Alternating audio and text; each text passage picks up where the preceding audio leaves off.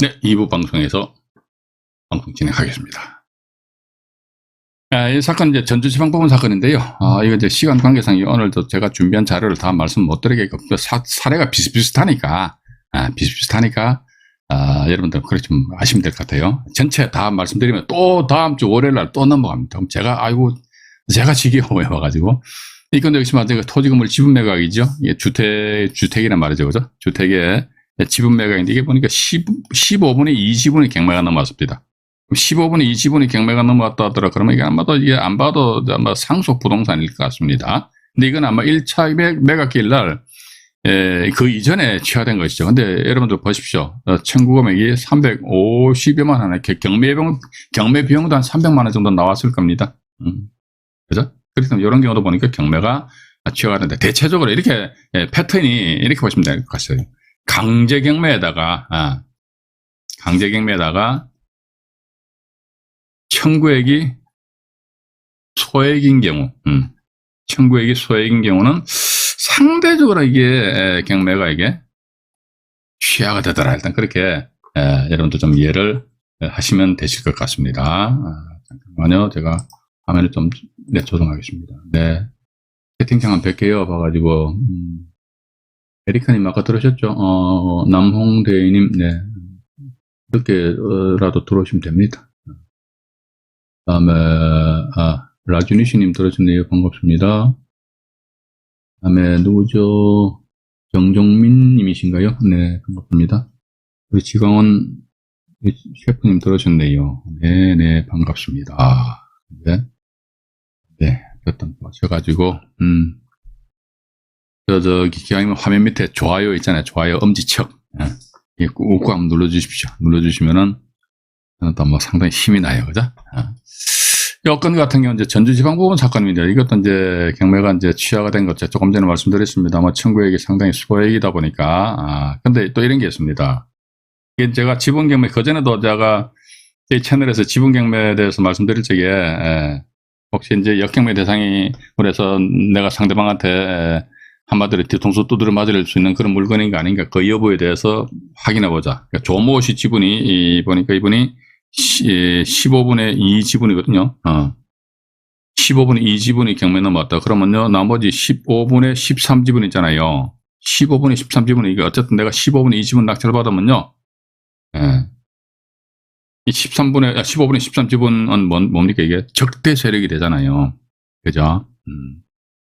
그러다 보니까 과연 내가 15분의 2 지분 낙찰 받아가지고 15분의 13 지분권자 이 사람들과 과연 내가 씨름을 했을 적에 내가, 안 당할 것이냐. 당하면 안 되잖아요. 그죠? 일단 내 자금이 묶여있으면 안 돼요. 자금이 묶여있어도요, 세월이 지나니까 부동산 가치가 상승되는 그거 좋아요. 그때는 뭐 5년이든 10년이든 묶여있자. 그런데, 이놈을 보니까 어떤 건 보면 자금이 묶여있으면 빼다 박다 못하는 그런 물건이 있습니다. 차라리 그 물건에 투자한 금액을 다른 부동산에도 투자했으면 그나마 돈이라도 벌 낀데, 이도저도 안 된 그런 물건이 있거든요. 그런 경우는 상당히 좀 실패한 투자다. 지금 그렇게 보고 있습니다. 자, 그런데 이 건 같은 경우 보니까 15분의 13 지분이잖아요. 그죠? 이거는 상속으로 되어 있죠. 상속으로 넘어왔어요. 15분의 13 지분권자들은 뭐다? 이걸 자기네들이 자기 지분과 마음대로 치고, 할 수 있다니까요. 이런 식으로, 이게. 일단 그렇게 이제, 좀 보시면서. 그래서 저도 그런 생각을 가지게 됩니다. 이제 이게 뭐 제가 앞으로 이렇게 실행은 안 할 거예요. 실행은 안 하는데, 이 지분 경매 같은 경우는 무분별하게 누가 입찰 들어가서 낙찰을 받는 사람들이 있더란 말이죠. 그거 보니까 100% 역경매입니다. 역경매다 그랬을 적에는 만약에, 이제 가정을 해서 말씀드립니다. 만약에, 그 지분 경매 당한 타지분권자 있잖아요. 그 부동산에 타지분권자. 이 사람이 저랑 상당히 잘 아는 사이라면은, 아니면 또 유튜브 상에 안정의 경매TV에 열혈 구독자이시라면, 그죠? 그래서 저는 그분한테 이야기할 수 있다니까요. 이거 보니까 역경매 대상이 되는데, 어쩌 착착착 해버려요. 그러면 낙찰자 완전히 구렁텅이에 빠져버립니다. 말 그대로 빼박이랑 빼박. 그죠? 이건 아마 제가 다른 영상물에서도 말씀드린 것 같습니다만은, 핵분열하고 역할 분담해 가지고 하면서 무슨 뭐 가등기 설정하고 막 사건을 상당히 복잡하게 입이 꼬아버린다면요. 어디 학원에서 말이지, 어줍잖은 지분 경매 강의 듣고, 나도 지분 투자해가 돈 좀 벌어볼 거야. 이렇게 생각했는데, 헉 했다가 완전히 헉 해가지고, 완전히 코 깨가지고, 예, 그런 경험을 지분 낙찰 받으신 분들한테 경험을 해드리고, 선물을 해드리고 싶은 그런 생각이 간혹가다 나긴 나요. 근데 전 그러니까, 그런 거 안 할 거예요. 안 하니까는 염려하지 마시고, 여러분들도 이거 한번 생각을 한번 해보시라니까. 어차피 우리가 안 그렇습니까? 제가 사실 참 이게 온라인이다 보니까 유튜브다 보니까 막 100%뭐 이게 약간 어떻게 보면 좀 비도덕적인 그런 부분도 없잖아요. 있어요. 그건 참 이야기를 못 하겠어. 차라리 오프라인 같은 거 그냥 막, 그것도 소주 한잔 먹으면서 취중 경매할 때 참 재밌어요. 그냥 있는 거 없는 거 이야기 다 하면 좋거든요. 근데 이건 좀 제 자신이 어느 정도 수위 조절을 하는 수밖에 없다. 일부러 제가 막 감추는 건 아닙니다. 예. 그래서 눈치가 좀 빠르신 분들은 안종현이가 조용하게 하는구나. 그렇게만 이제 캐치하시면 된다는 거죠. 정이 궁금하시면은 우리 채널에 대문에 보면 제 휴대폰 번호 있잖아요. 거기다 전화 주세요. 전화. 문자나 카톡 주지 마시고 전화 주시라니까. 다이렉트로. 그럼 제가 전화상은 한번 말씀드릴 테니까. 자, 이 건 같은 경우는 이제 수원지방법원 성남지원 사건이었습니다. 성남지원 사건인데 이것도 보니까 토지 건물 지분 매각으로 나와 있지 않습니까? 지분 매각인데 요거는 보니까 2분의 1 지분이 경매 넘었습니다. 여기 2분의 1 지분이. 2분의 1 지분이 경매 넘었는데 2분의 1의 가치가 6억 원이면 전체 가치는 값어치는 얼마입니까? 2020년 기준 해가지고 12억으로 일단 봐야 된단 말이죠. 가격 시점이 2019년 7월 8일이란 말이죠. 근데 청구 금액이 얼마입니까? 어머야, 1,000만 원도 안 돼버리잖아요. 12억짜리를 1,000만 원 때문에 완전히 이 부동산의 소유권을 풍비박산 해버린다. 그건 아니지 않습니까? 그죠? 근데 이게 현재 보면은 여기에 전용 면적이 2분의 1이니까 12.81이고 전체가 보니까 33평형에 해당됩니다. 33평형인데 33평형인데 지금 현재 최근에 거래된 매매 금액이 18억입니다. 18억. 최근에 거래된 매매 금액이 18억이 있더라. 그러면 12억 대비해서 18억이니까 6억 올랐잖아요. 요즘 서울 쪽에서는요, 지방에 계신 분들한테는 대단히 죄송합니다만 서울 쪽에서는요 1, 2억, 2, 3억 이거 돈도 아닙니다. 부동산에서는. 근데 참 이놈의 돈 1억 모으려고 하면 정말 뼈 빠지잖아요. 그죠? 근데 이게 일반 서울 같은 경우는 다세대 빌라 같은 경우는 말이죠. 방 3칸짜리 했던 어지간한 거 5억, 6억, 7억 해버린다니까요. 물론 그렇습니다. 서울 외곽 지역 같은 게 조금 가격이 떨어질지 몰라도 지금 제가 말씀드리는 지역은 현재 지금 제가 있는 데가 서울 광진구 자양동이니까 자양동 일대 강변 쪽으로 해가지고는요 빌라 씨가 말라버렸어요. 없어요. 전부 다 동네 사람들은 그 빌라를 못 사요. 왜 못 사는지 압니까? 아이고, 저기 작년에 얼마 했는데 뭐 또 올라서 안 사거든요? 그걸 외지인들이 다 사가버린다니까. 갭 투자해가지고 막 치고 빠져나오고 해버리니까. 근데 이 건 같은 경우도 이제 이 당시에는 그 12억 정도 매매 금액이 형성되어 있었는데 그런데 보니까 이제 18억 하고 있다, 이 18억. 근데 이것도 역시 마찬가지. 이렇듯이 금액이 크면 클수록 어떤 거다 이게 경매 취하도 취하지만은 역경매 대상이 될 것이 요거 100% 역경매 대상이잖아요. 그죠? 이런 거 조심하셔야 됩니다. 이런 건요, 제 방송을 컨설팅 하시는 분들이 들어보시고, 이거 역경매로 해서 작업을 해도 되겠다, 이런 생각 하실 수도 있을 것 같아요. 그럼 각자 알아서도 하시는 것이지, 제가 요건 이러니까 이렇게 하세요, 저렇게 하세요, 제가 말씀 못 드립니다. 근데 이게 보니까 대학역 있는 임차인도 있단 말이죠. 있는데 이 사람 임차인이 이런 경우 좀 조사도 해봐야겠죠. 그런데 문제는 뭐냐면은 이게 지분권 2분의 1인데 홍모시 지분에 대해서만 전부 다 가압류가 다 걸렸잖아요. 그죠? 그럼 나머지 타 지분 2분의 1에 대해서는 이 지분이 깨끗하다고. 그럼 이 사람 봐가지고 말고 핵분열하니까 20분의 10 해가지고요. 요걸 20분의 1하고 20분의 9 이런 식으로 해가지고 소유권을 이제 매매하고 다음에 가등 깨버리기. 이게 이런 식으로 작업하는 게 있어요. 이런 식으로 해버린다면요, 이 물건 낙찰받은 사람 완전히 진짜 사경을 헤맬 거다, 저는 그렇게 봅니다. 그래서 제가 항상 드리는 말씀이 모르면 하지 말라니까 왜 하냐고. 지금 좀 말랐죠, 그죠? 말랐잖아요. 모르면 하지 말라니까. 모르면서 왜 하는데? 그러니까 대체적으로 저는 그렇게 봅니다. 경매인들이 말이죠, 100% 내가 다 알고 막 입찰표 쓰는 사람들 있을까? 저는 그렇게 안 봅니다. 그러니까 옆에 저 사람도 경매 오래 했대. 오래 해도 뭐 둘이 만나보면 저 도토리 기적이지 뭐 별거 있겠습니까? 전 솔직히 그렇습니다. 예. 이런 상태에서 내가 제대로 알지도 못하는 상태에서 확신에 가지지 못하고 입찰 들어갔다 나중에 에빌리 해가지고 말이지. 예, 예. 나는 두 번 다 실은 내가 경매 투자 안 할 거야.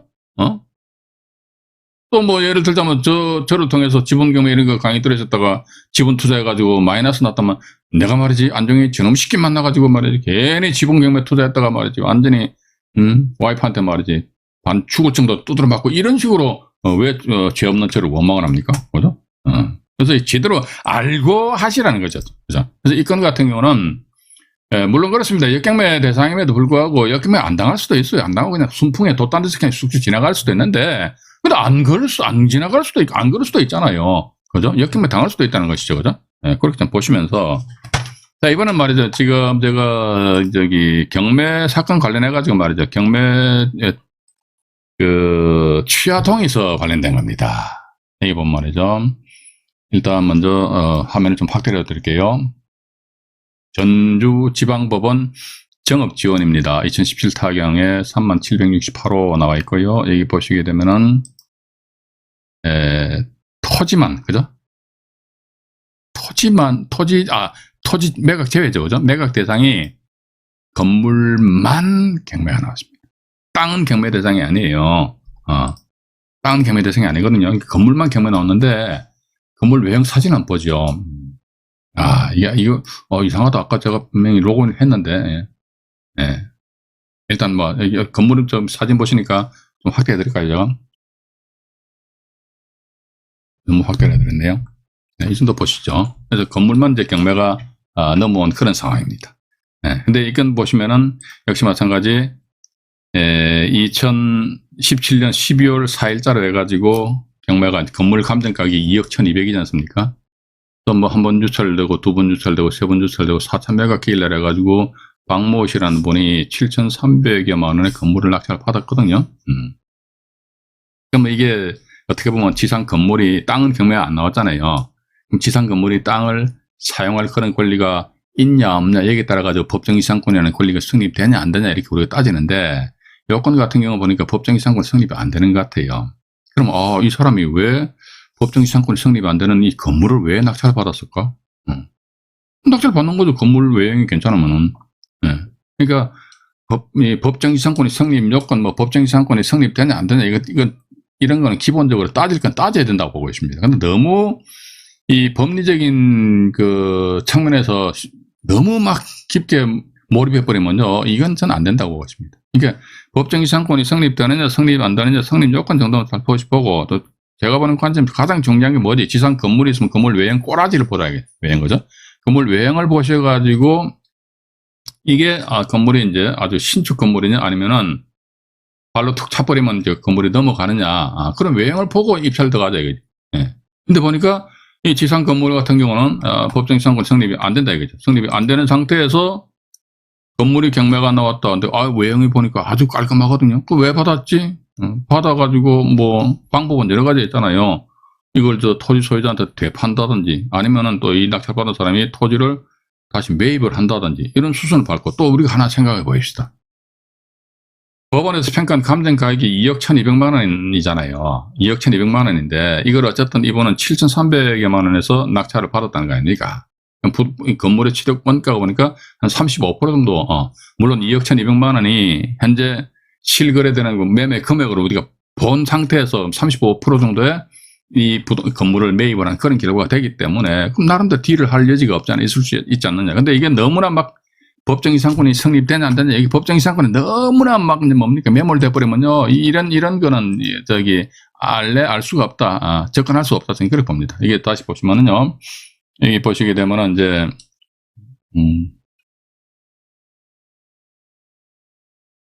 소유권에 의한 가압류가 되고요. 정모시 아니십니까? 이분이 다 했어요. 본인이 북치고 장구치고 다 했다니까 정모시 사람이.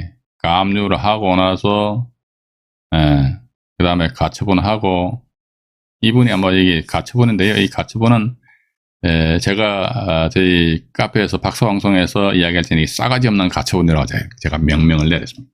명명했어요. 싸가지 없다. 왜냐면 이거는 어떻게 보면 소멸 기준 권리보다도 뒤에 가처분 돼 있잖아요. 날짜는 갖다 손치더라도 동순별접 이렇게 나오잖아요. 이러다 보니까 가압류 가처분은 갑구에 설정되는데 아마도 이게 이 가처분이 가압류보다 나중에 돼 있을 것이다. 그럼 딱 여기 인수래요. 문수라는 거야. 소멸 기준 권리보다 나중에 돼 있는데, 근데 이런 가처분 있잖아요. 특히 소유권에 기한 방해 배제, 토지 인도 및 건물 철거 청구권입니다. 을 피보던 권리라는 가처분도 있다면 이 가처분은요, 후순위 가처분일지라도 무조건 안 주고요. 인수가 된다, 이게 인수거죠. 그럼 우리가 한번 생각해 보십시오. 아니, 이 건물에 이 소멸 안 되는 이 가처분이 있는데 이걸 왜 받았어? 아까 말씀드렸잖아요. 와가지고 땅을 매입을 한다든지 아니면 건물을 35% 낙찰받았으니까 그걸 다시 이 토지 소유자한테 뭐 대파한다든지 어쨌든 봐가지고 결론적으로 수익만 보장이 된다면 큰 문제는 없지 않느냐. 그래서 그런 측면에 있어서 아마 이 물건은 35% 입찰하신 분은 그런 그 목적 하에서 이 물건을 낙찰을 받았지 않겠느냐 하는 그런 생각 가진다는 것입니다. 근데 이게 또 보시게 되면요, 이런 게 있잖아요. 보세요. 건물만 매각인데 청구액이 얼마입니까? 그죠? 266만 원 이렇게 나와 있거든요. 그죠? 266만 원에다가 이게 강제 경매잖아요. 266만 원 같으면요, 경매 비용이 한 300만 원 더 나왔을 거예요. 그래? 경매 비용이 300만 원 정도 더 나왔을 것이다. 근데 이런 경우라면 아마 경매는 이제 당연히 취하가 될 수도 있지 않겠느냐 하는 그런 생각을 가지게 됩니다. 왜냐면요, 이게 계속 유찰을 시키다가 누가 낙찰 받았네? 낙찰 받았을 적에 어떻게 한다 하더라? 채권자한테 266만 원에다가 또 경매 신청 비용이 있거든요. 이 사람이 경매 신청을 했으니까 그에 대한 경매 비용이 나올 거 아닙니까? 그죠? 그 비용 포함해가지고 이 사람한테 주면 돼요. 근데 이 사람 안 받아 그러면 법원에다가 집을 공탁을 해버리면 됩니다. 공탁. 공탁을 하게 되면 채무자는 채권자에 대해 가지고 뭘 했습니까? 채무를 이행을 했잖아요. 그죠?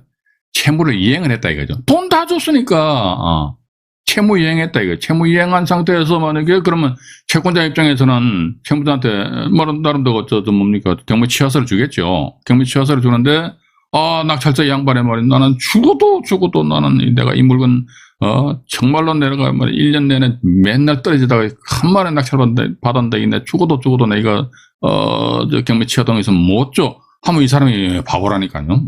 안 된다니까요. 그럼 낙찰 받고 나서 보니까 이쪽에서 연락 온다 그러면, 한마디로 똥 씹은 표정하면서, 이런 식으로 좀, 딜을 좀 하시는 것이 어떻겠느냐 하면서, 이 건 같은 경우 말이죠.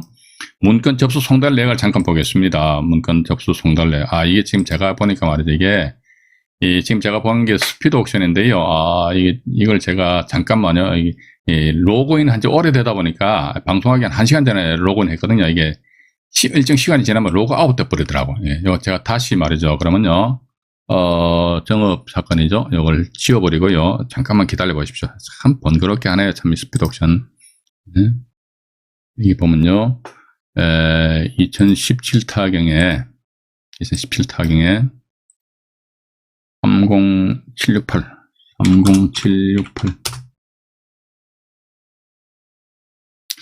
참 이상합니다. 로그인 하러 오네. 죄송합니다. 2017에 30768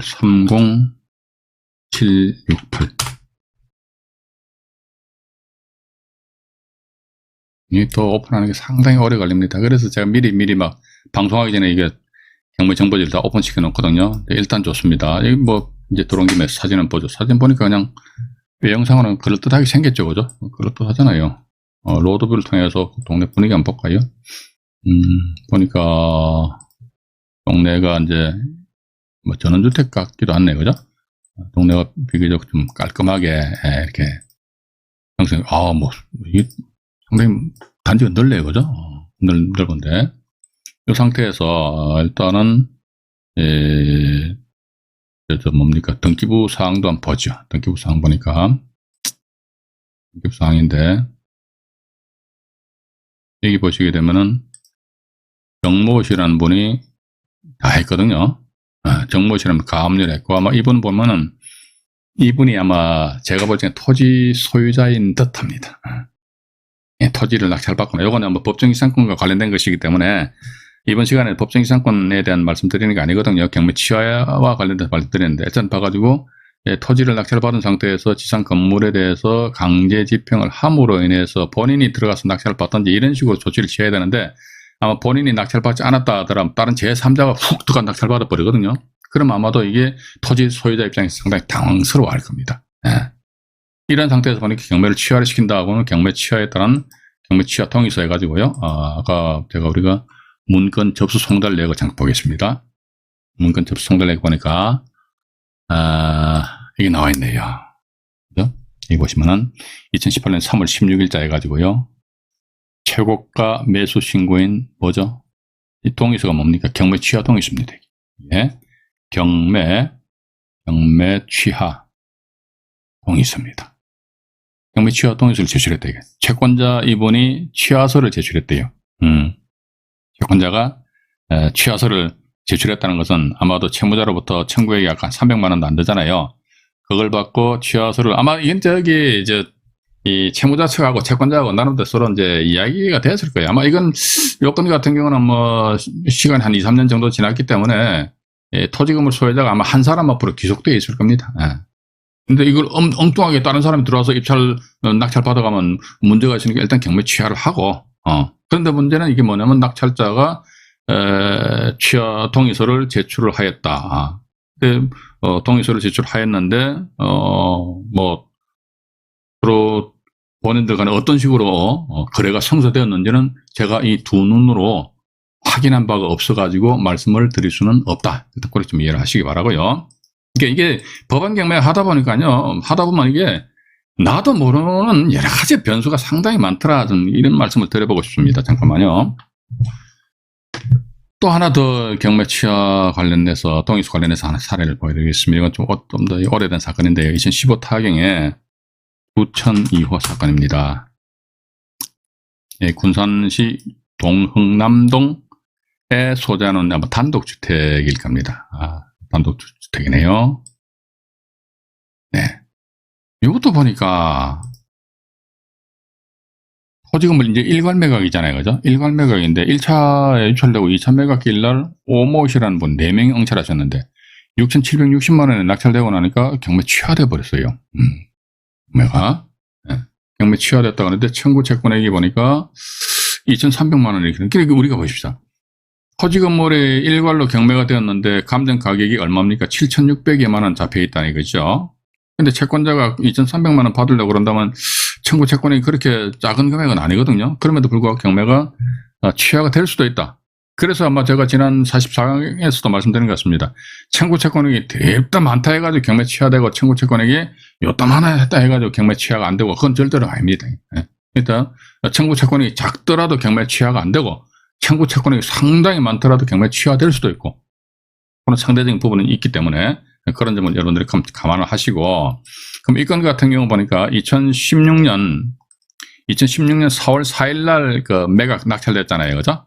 그럼 이 건 같은 경우 경매 취하됐으니까 그럼 낙찰자가 과연 이 사람 경매 취하 동의서를 써줬을까? 2016년에 보니까 뭐가 또 있죠. 4월 4일 날 낙찰되니까 2016년 4월 4일자 채권자가 취하서를 제출했어요. 그러니까 4월 7일 날 최고가 매수 신고인 동의서를 제출했다. 동의서 이게 뭡니까? 경매 취하 동의서 이렇게 나오잖아요. 그죠? 이것도 역시, 그러니까 이런 경우가 1년에 뭐 한 8천에서 10,000건 정도 경매 취하된다고 그러니까, 제가 볼 땐 상당히 많이 있을 것 같습니다. 한마디로 어떤 면에서 보면은, 눈먼 돈. 그죠? 제가 지난 44강에서 말씀 안 드렸습니까? 나는 말이지, 경매 투자를 통해가 말이지요. 우리가 보면 참 소득이 발생되니까 나름대로 세금을 내야 될 거 아닙니까? 그죠? 소득이 있는 곳에 세금 납부해야 되거든요. 근데 분명히 예를 들자면 경매 취하 동의서를 작성함으로 인해서 일정한 수익이 발생됐다. 그럼 소득이 발생됐죠. 소득이 발생되었으면은 세금을 내야 될 거 아닙니까? 근데 어떤 근거로 세금을 냅니까? 국세청에서 이거 알았다 시작이지. 그 어떻게 세금 추징을 할 겁니까? 추징할 수 있는 그런 근거가 있습니까? 법원 경매 절차상에서 보니까 우리가 이제 항상 고민하고 하는 것이 뭡니까? 저 아파트 예를 들어 낙찰을 받게 되면 내가 1가구 2주택인데 세금 8%, 1가구 3주택인데, 아이고, 12%. 야, 이거 봐가지고 부동산 가액에 따라가지고 말이지, 종합부동산세 내야 되고, 아이고, 또 보니까 이게 나중에 팔찌게 보니까, 양도소득세 버티고 앉아있네. 와, 우리 항상 세금하고 씨름을 해야 되는 거 아닙니까? 그죠? 그런데, 법안 경매 투자를 통해가지고 세금 전혀 신경 안 쓰고 할 수 있는 방법이 있다, 없다? 있죠. 뭡니까? 내 명의로 된 부동산을 안 만들면 될 거 아닙니까? 그죠? 아, 세상에 그런 게 어딨냐? 있다니까요. 내 명의로 부동산 안 만들죠. 그러니까 오늘 이제 딱 두 가지만 말씀드릴게요. 경매 취하 동의서 하나 있고요. 지분 경매 같은 경우 역경매 작업을 한다 이거죠. 그렇게 하게 되면 우리가 경매 법정에서 반드시 나의 이름 석자가 불려져야지만 난 경매인으로서 그건 아니거든요.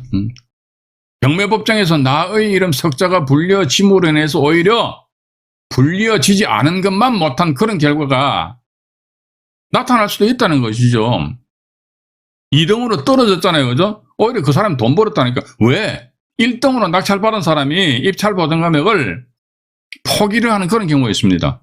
그럼 2등으로 입찰 들어간 사람, 낙찰받은 사람은 오히려 어떻게 1등 입찰자보다는 상대적으로 내가 돈 번 거 아닙니까? 그런 거 번 거 말고, 그러니까 경매 법정에서 나의 이름 석자가 안 불려진 상태에서 수익도 발생하면서 우리 그런 것도 한번 생각해 보자고요. 제가 뭐 또 이상한 이야기 하는 건지 모르겠는데요. 수익도 발생하면서 내가 세금을 내고 싶어서 환장해버려. 근데 대한민국 국민으로서 세금 내야 될 거 아닙니까? 그래야지 나라가 운영이 되지. 예산이 엄청 많이 나가잖아요. 그죠? 근데 내가 세금 내고 싶어도 세금 못 납부할 근거가 없다 이거지. 그런 게 어디 있을까? 한번 우리 여러분들 한번 고민해 보시라는 겁니다. 그죠? 고민을 곰곰이 한번 고민을 해 보시기 바랍니다. 해 보시기 바라고. 요거 하나 있고요. 또 보니까 이건 제가 이 사건이 많은데 미리 요 사건 하나 먼저 말씀드릴게요. 요거는 좀 오래됐는데 이게 또 금방 안 뜰 겁니다. 조금만 기다려 보십시오. 2014경에 24619 사건입니다. 24619 대전광역시 서구 도마동에 소재하는 단독주택이었습니다. 단독주택인데요. 이제 떴네요. 이 건이 사실은 이건 제가 보여드릴게요. 제가 아는 지인의 지인이라고 표시하는데 이것도 제가 나의 관심 메모해가지고 위에다가 이렇게 적어놨잖아요. 1억 900여만 원에 낙찰되었고 채무자는 경매 취하 동의서. 이게 뭐 글씨가 말이죠. 화면이 잠깐만요.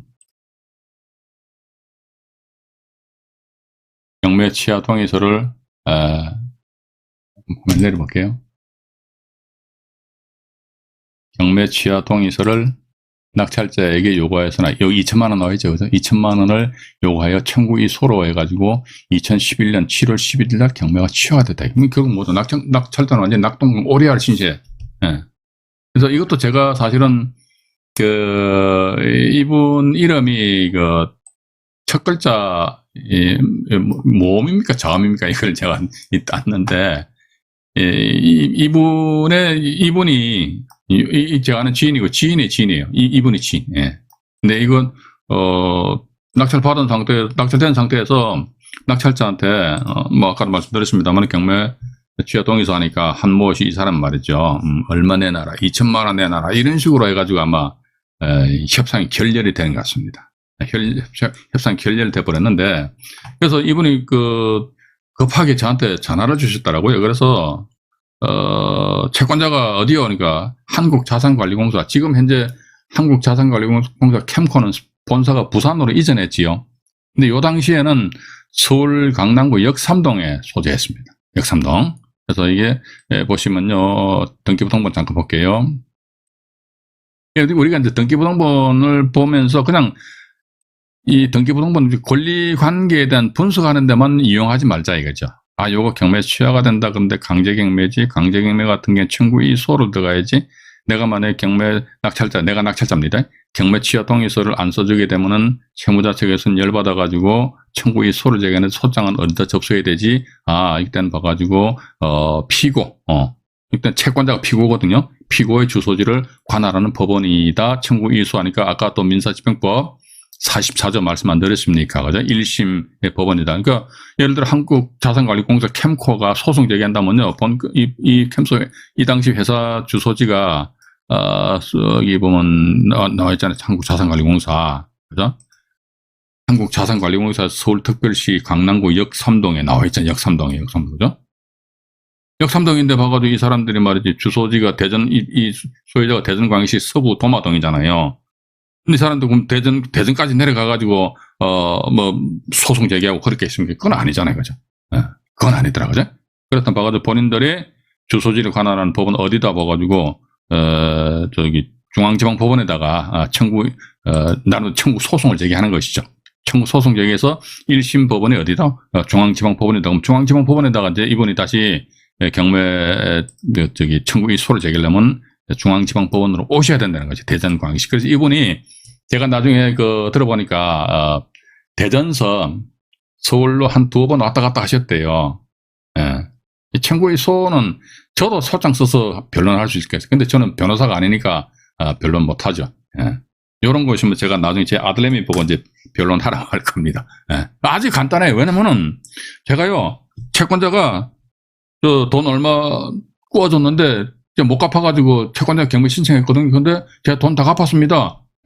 따라서 이 청구에 대해서 채권자의 청구에 대해서 이의를 제기합니다. 그러면요 법원에서는 이게 판사 입장에서는 봐가지고 이 뭐 심리 변론기를 여러 번 정해가지고 할 필요도 없어요. 그래 사실관계잖아요. 돈 갚았어요. 갚았다 이거 끝나는 거죠, 그죠? 그래서 이분 같은 경우는 아마도 이제 서울 중앙지방법원 앞에 보면 변호사 사무실 많잖아요. 아무 데나 들어갔을 때 들어갔는데 물어보니까 얼마 하니까 300에 부가세 30만 원, 330만 원 받고 이게 비용 들어가지고 이 청구 이 소송 제기해서 법원으로 확정 판결 받아가지고 경매 취하를 시켰다더라라는 그런 후문을 들었습니다. 나중에. 예. 그래서 여기 보시니까 여기 다시 말씀드릴게요. 채권자의 주소지가 어디에 강남구 역삼동이요. 그럼 이 사람들은 뭐 보나마나 서울중앙지방법원에다가 일단 이분이 채무자가 되니까 이 사람을 상대로 해서 차용권 반환 청구 소송 등의 소송을 제기할 거 아닙니까? 그러면 서울중앙지방법원이 1심 판결이다. 1심 사건이 재판 보니까 여기다가 다시 청구의 소를 제기하려면 이 사람 또다시 이쪽으로 와야 된다는 거. 그죠? 그래서 서울이요, 대전에. 근데 요 자리에 소유자의 주소지가 대전도 아니고 채권자의 주소지는 서울인데 말이지. 이 자리에 보니까 저 어디요? 제주도다. 아주 좋죠, 뭐. 그죠?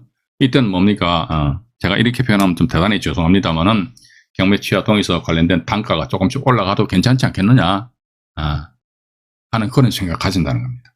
그래서 과거에 제가 다음에서 카페 운영할 적에 그 당시에 지분 낙찰 받으시고 나서 경매 취하 동의서 관련해서 이런 거래가 있었던 적이 몇 번 있었던 걸로 제가 알고 있습니다. 근데 하도 오래되다 보니까 기억이 가물가물해요.